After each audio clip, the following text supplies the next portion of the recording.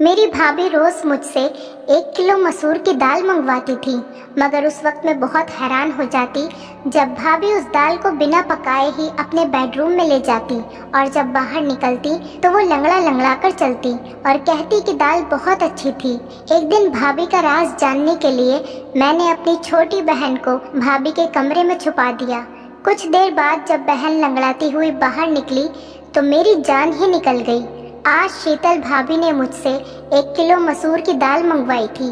मैं जैसे ही वो दाल लेकर घर पहुंची तो भाभी ने थैला मुझसे ले लिया और अपने कमरे में चली गई। मैं हक्का बक्का रह गई कि भाभी को क्या हुआ। अभी आधा घंटा ही हुआ होगा कि मेरे भैया ऑफिस से जल्दी घर आ गए थे। उनकी तबीयत खराब थी और मैं अपने कमरे में ही बैठी थी।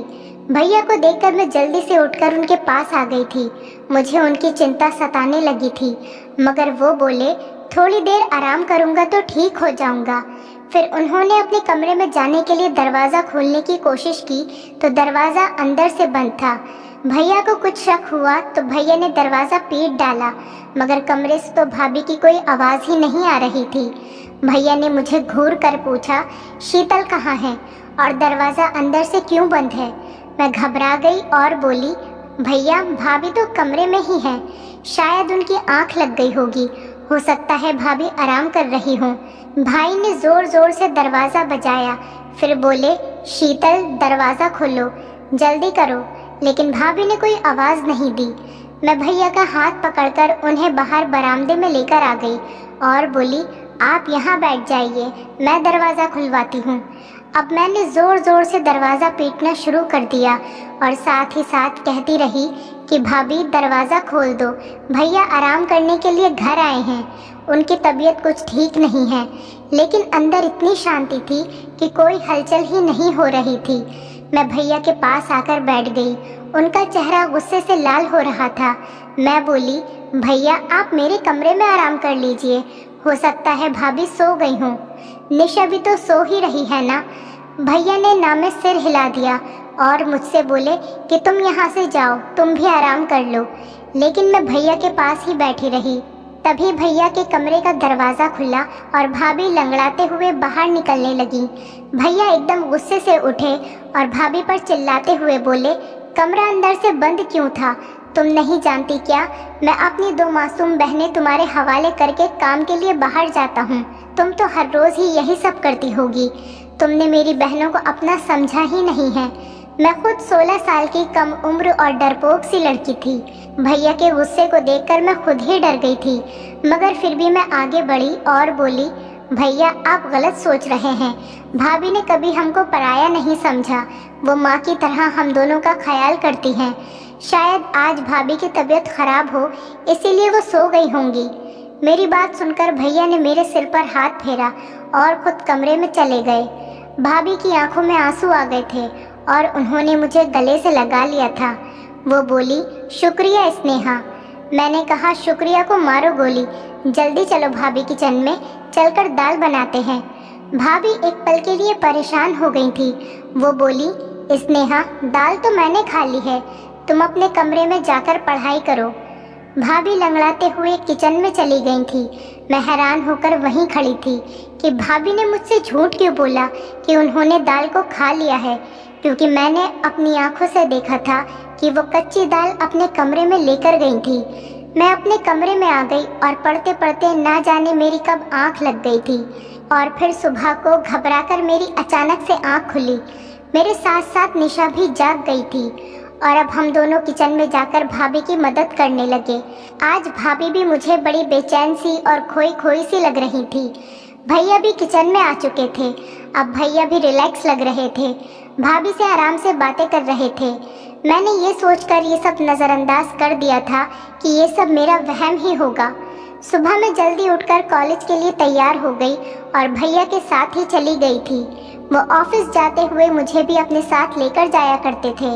मैं और निशा एक ही कॉलेज में एक साथ पढ़ते थे। उसकी फर्स्ट ईयर के एग्ज़ाम हो चुके थे, इसीलिए उसकी छुट्टियां चल रही थी, जबकि मैं सेकेंड ईयर में थी और मेरे एग्ज़ाम के लिए अभी 3 महीने बाकी थे। कॉलेज से घर आने के लिए मैं बस में सफ़र करती थी। मैं जैसे ही घर पहुंची तो मुझे लगा ही था जैसे भाभी मेरे इंतज़ार में ही बैठी होंगी। वो मुझे देखकर फौरन ही कहने लगी कि स्नेहा, जल्दी से यूनिफॉर्म बदल लो और मुझे 1 किलो मसूर की दाल लाकर दे दो। फिर वो अपने कमरे से पैसे लेने के लिए चली गई थी। भाभी की लंगड़ाहट भी खत्म हो चुकी थी। मैं जल्दी से मुंह हाथ धोकर भाभी के पास आ गई थी। मैं शीतल भाभी से पैसे लेकर 1 किलो मसूर दाल लेकर आई थी। आज मैंने भाभी को थैला पकड़ाते हुए कहा, भाभी आज प्लीज़ दाल चावल बना लीजिएगा। मेरी भाभी के चेहरे का रंग एक पल के लिए फीका पड़ गया था। फिर उन्होंने हाँ में सिर हिला दिया और दाल अपने कमरे में लेकर चली गईं। मुझे एकदम से अजीब सा लगा था कि ऐसा कैसे हो सकता है कि कच्ची दाल अपने कमरे में कौन लेकर जाता है। फिर मैं यही सब सोचती हुई अपने कमरे में आ गई थी और पढ़ने लगी। शाम के वक्त भैया ऑफिस से आए तो मेरे और निशा के लिए खाने पीने का सामान लेकर आए थे। भैया की आवाज़ सुनकर भाभी भी अपने कमरे से निकल कर आ गई और वो लंगड़ाकर चल रही थी। मैं हैरान रह गई कि पहले तो भाभी के पैर की लंगड़ाहट खत्म हो गई थी, अब दोबारा वो क्यों लंगड़ा रही हैं। मुझे भाभी पर शक हुआ, कहीं भैया को दिखाने के लिए नाटक तो नहीं करती। लेकिन जब मैंने भाभी के चेहरे की तरफ देखा तो साफ साफ पता चल रहा था कि वो बड़ी तकलीफ में है। मैंने अपनी सोच को फौरन बदला और भाभी के पास गई और उनसे पूछने लगी कि उनके पैर में क्या हुआ है, तो वो चुप हो गई थी। भैया को बड़ी भूख लगी थी, इसलिए भाभी फटाफट किचन में चली गई थी और मैं अक्सर किचन में भाभी को मदद करती थी। आज भी मैं उनकी मदद के लिए किचन में चली गई। मैंने कहा, भाभी दाल चावल के बारे में सोच सोचकर बड़ी भूख लग रही है। भाभी ने मेरी तरफ बड़ी अजीब सी नज़रों से देखा था। भाभी कहने लगी, आज तो मैंने घर में आलू की सब्जी बनाई है, दाल तो मैं कब का खा गई। बहुत ही अच्छी दाल थी। ये सुनकर मैं हक्का बक्का रह गई थी। एकदम ही मेरा दिल भर आया और मैं सब कुछ छोड़ छाड़ कर अपने कमरे में आ गई थी। मैं अपनी सोचों में गुम थी, लेकिन निशा को देखकर मैं एकदम से चौंक गई थी, क्योंकि वो अपनी पुरानी फर्स्ट ईयर की किताब खोलकर बैठी थी। मैंने उससे कहा कि जब पढ़ने के दिन थे तब तो तूने पढ़ाई से जान बचा ली, अब क्या फ़ायदा इस पढ़ाई का। मैंने निशा से किताबें छीनने के लिए हाथ आगे किया तो उसने मेरा हाथ झटक दिया था और एकदम गुस्से से बोली, कभी तो मेरी जान बख्श दिया करो, हर वक्त मेरी माँ बनने की कोशिश मत किया करो। आप सिर्फ मुझसे 2 साल बड़ी हैं, 20 साल नहीं, जो मेरे हर मामले में टांग अड़ाती फिरती है। मुझे निशा से इस तरह के बर्ताव की बिल्कुल भी उम्मीद नहीं थी। निशा ने तो कभी मेरे साथ इस तरह की बात नहीं की थी। मैं उसे छोड़कर भैया के पास आकर बैठ गई थी। भैया मुझसे पढ़ाई के बारे में पूछने लगे, जबकि मेरा सारा ध्यान भाभी की टांग पर था। वो भैया के सामने आने का टाल रही थी और बहुत मुश्किल से कोशिश कर रही थी कि वो लंगड़ाकर न चले। भैया ने मुझे जब यूँ सोच में गुमसुम पाया तो परेशानी की वजह पूछने लगे। मैंने बिना कुछ सोचे समझे ही भैया को बता दिया कि निशा ने मेरे साथ बदतमीजी की है। भाई ये बात सुनकर हैरान हो गए थे। फिर उन्होंने निशा को आवाज़ देकर बाहर बुलाया और बोले कि तुम हर वक्त कमरे में क्यों घुसी रहती हो, बाहर आकर हम सबके साथ क्यों नहीं बैठती। भैया के शब्द अभी मुंह में ही थे कि निशा ने ज़ोर ज़ोर से रोना शुरू कर दिया था। वो बोली, पिताजी खुद तो इस दुनिया से चले गए, लेकिन मुझे दर दर के ठोकरें खाने के लिए छोड़ गए। भैया कहता है कमरे में मत बैठो, भाभी कहती है घर के कामों में हाथ बटाओ, जबकि मेरी बहन तो मेरी दुश्मन ही बनी हुई है। भैया निशा की हालत देखकर हैरान रह गए थे। फिर भैया उठे और निशा को गले लगाकर प्यार करने लगे और बोले, निशा तुम जानती हो कि मैंने तुम्हें कभी भी अपनी बहन नहीं समझा, हमेशा अपनी बेटी ही समझा है। फिर तुम इस तरह की बातें क्यों सोचने लगी हो। निशा कुछ भी बोले बिना सिर्फ रोती चली जा रही थी। हम सब भी परेशान हो गए थे। फिर अचानक ही उसने अपने आंसू पोंछ लिए और हमसे माफ़ी मांगकर कमरे में चली गई थी। भैया ने भाभी को आवाज़ देकर बुलाया और बोले, शीतल आजकल निशा घर में ही होती है, ये इतनी चिड़चिड़ी क्यों हो गई है। भाभी का चेहरा एकदम ही सफ़ेद पड़ चुका था। वो बड़ी डरी हुई लग रही थी।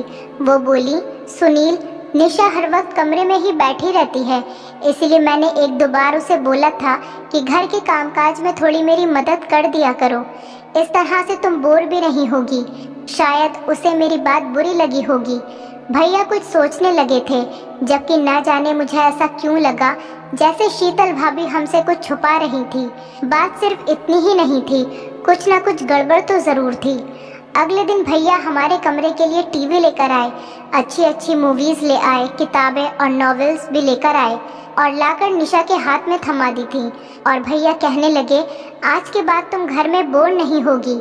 फिर कैरम भाभी के हाथ में दे दिया और बोले, शीतल तुम और स्नेहा कैरम खेल लिया करो। ये देखकर भाभी भी मुस्कुरा गई थी।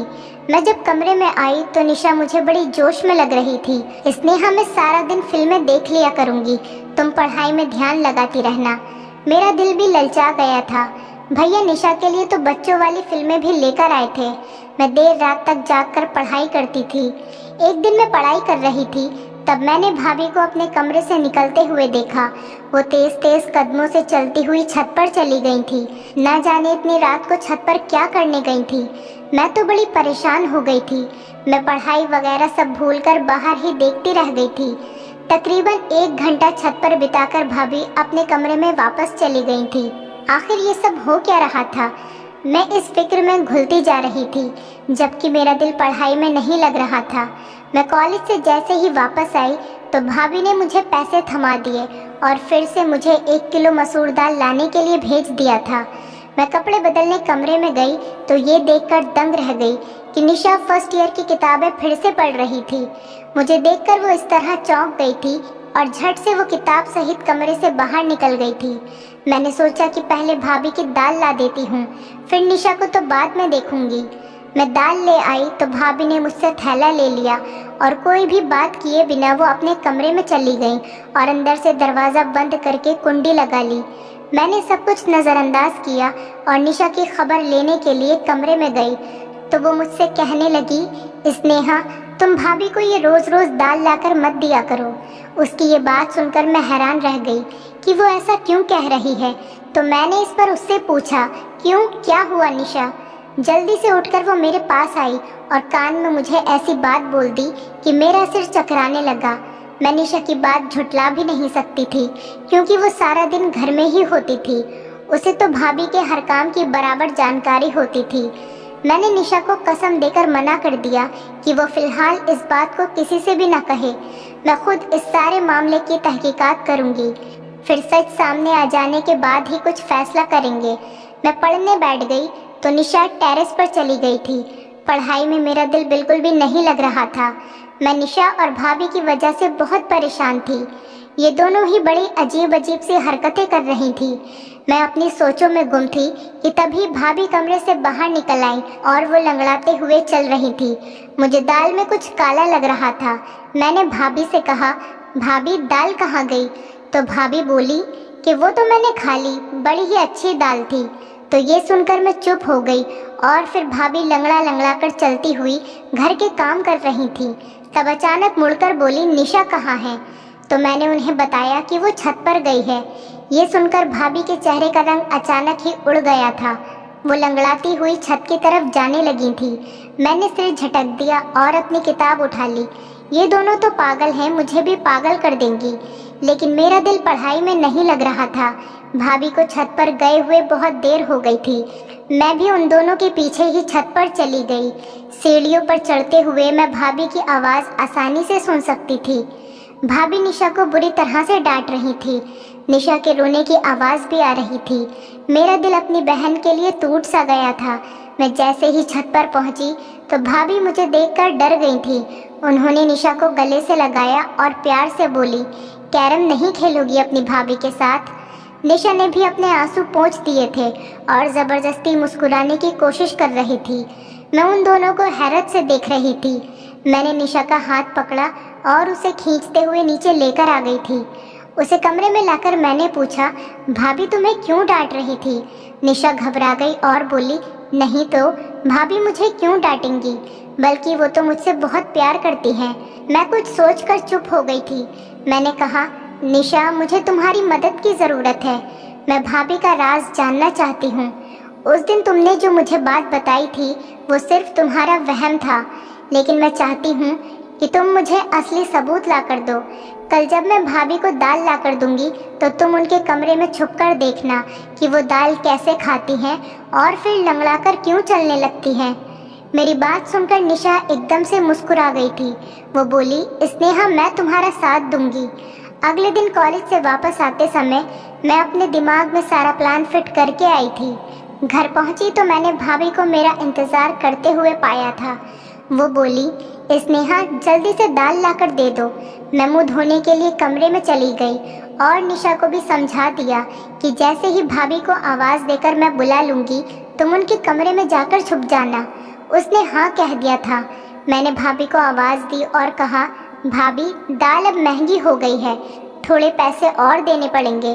भाभी मुस्कुराकर बोली, तो फिर क्या हुआ, मैं अभी लाकर देती हूँ पैसे। इतनी देर में निशा भाभी के कमरे में जाकर छुप गई थी। मैं दाल ले आई थी। भाभी ने खुशी खुशी वो दाल मुझसे ले ली और अपने कमरे में चली गई। मैं बाहर बरामदे में बेचैन होकर चक्कर पे चक्कर काट रही थी। 1 घंटे बाद भाभी के कमरे का दरवाज़ा खुला और वो लंगड़ाती हुई कमरे से बाहर आ गई थी। फिर भाभी किचन में चली गई तो निशा भी उनके कमरे से बाहर निकल आई। ये देखकर तो मैं दंग रह गई कि निशा भी आज लंगड़ा कर चल रही थी। मैंने निशा का हाथ पकड़ा और जल्दी से पूछा, निशा बताओ मुझे क्या मालूम हुआ। निशा बड़ी परेशान सी लग रही थी। वो बोली, स्नेहा मैंने तो तुम्हें पहले ही बता दिया था कि भाभी हमसे छुप छुप कर घर से निकलती हैं, मगर तुमने मेरी बात का यकीन ही नहीं किया था। वो खिड़की बहुत छोटी है, उससे निकलते वक्त पैर में चोट लग जाती है, इसीलिए भाभी लंगड़ा कर चलती है। मैं भी उस खिड़की से निकलकर भाभी के पीछे जाना चाहती थी, मगर इस चोट की वजह से मैं वापस आ गई। मैंने निशा को कसम दी कि वो भैया को इस बारे में कुछ भी ना बताए। वो बोली, पागल तो मैं हूँ नहीं जो भाई का घर उजाड़ने का सोचूंगी। मैंने निशा को एक किताब दे दी और बोली कि तुम इसको पढ़ लेना। मैं उसका छोटा सा दिमाग दूसरी तरफ घुमाना चाहती थी, जबकि मैं खुद इस दुविधा में फंस गई थी कि भाभी के बारे में मैं भैया को कैसे बताऊं या फिर ना बताऊं। भाभी हमारे साथ तो बहुत अच्छे से रहती थी, मगर वो मेरे भैया के साथ बेवफाई कर रही थी। यही बातें सोचते सोचते मेरी आंख लग गई थी। न जाने कितनी देर में सोती रही। जब भैया के चीखने चिल्लाने की आवाज़ आई तब मैं घबराकर उठ बैठी थी। मेरी तो जान ही निकल गई थी। मैं भागती हुई बरामदे में गई तो मैंने भैया, भाभी और निशा को देखा। मुझे लगा निशा ने भाभी की हकीकत भैया को बता दी, तभी तो वो उन पर गुस्सा कर रहे हैं। मुझे देखकर भैया गुस्से से बोले, स्नेहा मैं तो तुम्हें बहुत होशियार समझता था, मगर तुम भी इसको नहीं संभाल पाई। भैया का इशारा निशा की तरफ था। मैं जल्दी से आगे बढ़ी और बोली, भैया हुआ क्या है। भाई की आंखों में आंसू आ गए थे। तुम निशा से मुझे ये पता करके बता दो कि छत पर कौन था जो इससे मिलने के लिए आया था। मैं एकदम ही डर गई थी। मैंने ज़ोर ज़ोर से नाम में सिर हिला दिया था। मैं भैया से कहने लगी, भैया हमारी निशा ऐसी नहीं है, ज़रूर आपको कोई गलतफहमी हुई होगी। भाभी भी आगे बढ़कर बोली, सुनील आप बिना सबूत इतना गुस्सा ना करें, बच्ची है सुधर जाएगी। भैया अब भाभी को घूर घूर के देख रहे थे। वो बोले, मैंने शादी के पहले दिन ही तुम्हें बता दिया था कि ये दोनों लड़कियां सिर्फ मेरी बहनें नहीं हैं, बल्कि मैं इन्हें अपनी बेटियां भी समझता हूँ। तुम माँ बनकर इनकी परवरिश करना। इस तरह से पालन पोषण किया है तुमने इनका। मैंने निशा का हाथ पकड़ा और उसे अपने कमरे में ले गई थी। मैंने निशा से पूछा, तुम मुझे सब कुछ सच सच बता दो कि आखिर बात हुई क्या है।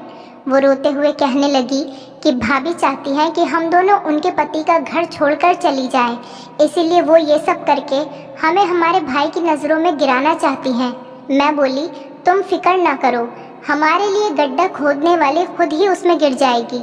अगले दिन मैं भैया के साथ कॉलेज जाने लगी तो भैया बड़े खामोश से थे। उनकी आंखों में गुस्सा साफ दिख रहा था। मैंने भैया से कहा, भैया आज आप ऑफिस से आधी छुट्टी लेकर मुझे कॉलेज से लेने के लिए आ जाइएगा। मैं एक हकीकत आपके सामने रखना चाहती हूँ। भैया कुछ कहे बिना ही चले गए थे, मगर ये उनकी मेहरबानी थी कि वो मुझे लेने के लिए आ गए थे।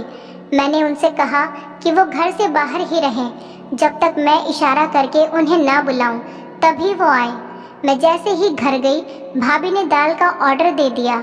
थोड़ी देर बाद जब मैं दाल लेने बाहर निकली तो भैया आगे बढ़े और बोले, कहाँ जा रही हो? मैंने कहा, बस आप चुप रहें, आज हकीकत आपके सामने आ जाएगी। मैं दाल लेकर घर चली गई तो भाभी ने मेरे हाथ से दाल का थैला ले लिया और कमरे में चली गई। मुझे इसी वक्त का इंतज़ार था। मैं जल्दी से घर से बाहर आई और भैया को अपने साथ घर लेकर गई। मैंने कहा, भैया आप अपने कमरे का दरवाज़ा खोलिए। भैया के पास एक कटर था जिसके ज़रिए से उन्होंने कमरे का दरवाज़ा खोल लिया था। जब हम अंदर दाखिल हुए तो भाभी अंदर कमरे में नहीं थी। उनके कमरे की खुफिया खिड़की खुली हुई थी। भाई ने उस खिड़की से बाहर देखा तो उन्हें भाभी नजर आई। वो तेज तेज चलती हुई कहीं जा रही थी। भैया भी उस खिड़की से कूद गए थे, जबकि मैं और निशा भी बड़ी मुश्किल से उस खिड़की से उतर पाए थे। हम तीनों भाभी का पीछा करते हुए दूर एक सुनसान सी जगह पर पहुंच गए थे। एक बाबा का घर था जहां लोग ताबीज़ बनाने के लिए आ जाया करते थे। तेज तेज चलते हुए अचानक जब भाभी ने पीछे मुड़कर देखा तो हम तीनों को देखकर उनके चेहरे का रंग फीका पड़ चुका था। भैया आगे बढ़े और भाभी का हाथ पकड़कर उन्हें घर ले आए थे। भैया के तेवर बड़े खतरनाक हो चुके थे। वो भाभी से बोले, शीतल, आज मैंने अपनी आंखों से सब कुछ देख लिया है, तो झूठ बोलने का कोई मतलब नहीं है, मुझे सच सच बता दो। तब भाभी बोली, सुनील, भगवान जानता है मैंने आपकी इन दोनों बहनों को अपनी बेटियों की तरह ही समझा है, मगर इनकी वजह से आप मुझ पर शक करते कि मैं इनका ख्याल नहीं रखती। इनकी वजह से आप मुझे दो शब्द भी सुना देते थे। तब मुझे ये वहम हो गया था, शायद आप मुझसे प्यार नहीं करते। ऐसा भी लगता था कि जैसे आप किसी और से मोहब्बत करते हैं और मुझे तलाक दे देंगे। मैंने अपनी बड़ी बहन से इसके बारे में बात की तो वो कहने लगी, एक साधु बाबा है जिनका मंत्र बहुत शक्तिशाली है, उससे पति मुट्ठी में आ जाता है, इसीलिए मैं आप सबसे छुपकर उनकी सभा में जाने लगी थी। साधु बाबा ने कहा था कि पूरे 30 दिन तक 1 किलो मसूर की दाल पर मंत्र का प्रयोग करना है और वही दाल नहर के किनारे फेंक देनी है। मुझे ये सब करते हुए पूरे 25 दिन हो चुके थे। मैं आप दोनों के जाने के बाद उसी मंत्र का पाठ करती थी, जिसकी वजह से निशा पर ध्यान न रख सकी। मुझसे चूक हो गई।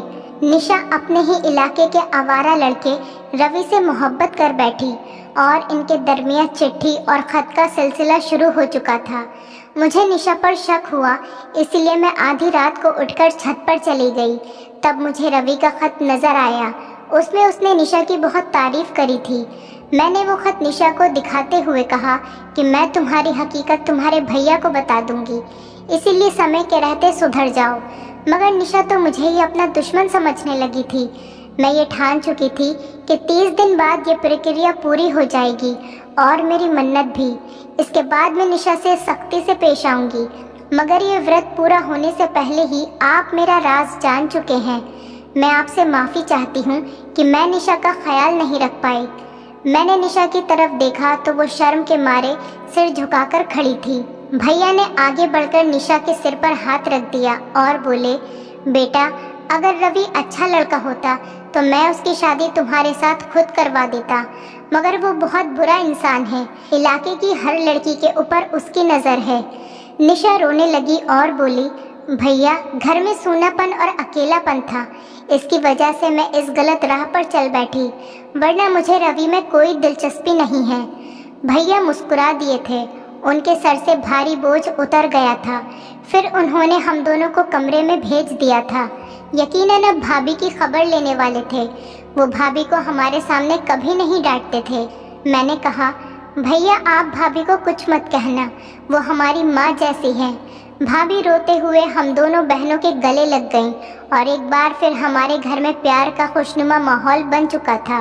दोस्तों, उम्मीद करती हूँ आपको हमारी कहानी पसंद आई होगी। कहानी पसंद आई है तो वीडियो को लाइक करें, चैनल पर नए हैं तो चैनल को सब्सक्राइब करें और हाँ, नोटिफिकेशन बेल को ज़रूर दबाएं ताकि अगली अपडेट